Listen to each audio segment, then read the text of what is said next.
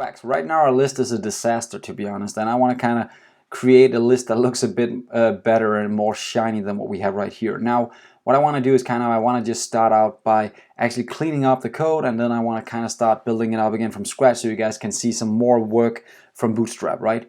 So step one is I want to kind of get rid of the app customer right now. Now remember, the app customer component, I'm inside this customer list right here. Now the app customer component is this guy up here that we're actually displaying right now. And let's just, for now, just remove him completely and start building this again. Now what do I want? Well, first of all, I want a div. I want that div to be the container, right? The root container, that is what Bootstrap expects, that there's a root container. The second thing I want is another div right here. There we go. Now that guy should also have a class, and that needs to be the row. Now these two are actually required for us to really start using the grid system. So that's why I want these two. And then I'm going to add a last div here, and that's going to be a class that's going to just contain the call MD12. So call MD12, just to explain that I want this guy to take up all the space available, right?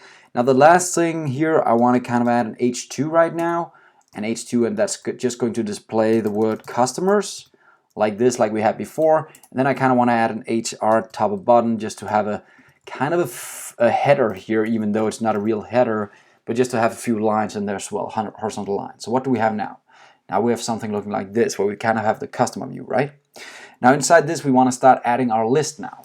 So I'm just going to add another div right below it, and that div is actually also going to have the class of colMD12 again. Now notice what I'm doing here is actually I'm just starting to define the layout of my page, and in there I'm going to have something that Bootstrap calls a list group.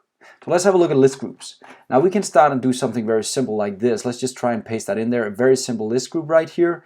Actually I want something a bit more complex. As I scroll down, there's something called links and buttons here. You can actually see that now I can hover these guys. So let's just try and copy this entire link group right here, and list group, sorry, and jump into the code again and just paste it in here for now.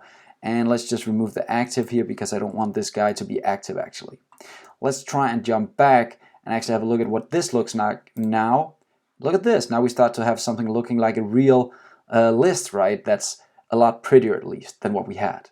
Now I want to do something even more complex. So as I scroll further down, there's actually a way to build a custom list all the way in the bottom.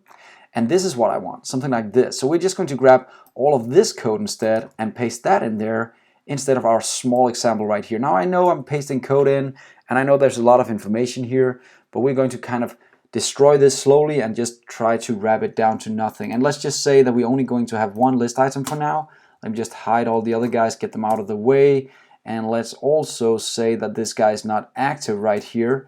And there we go. Now we have a single list item inside our list group looking something like this, right? And we can really start customizing this guy right now. So we'll do that in the next lesson. Now you guys have seen how you use the list group. You've added a single list item in there, and you even have a customer that looks a lot more bootified than what we had before. See you next time.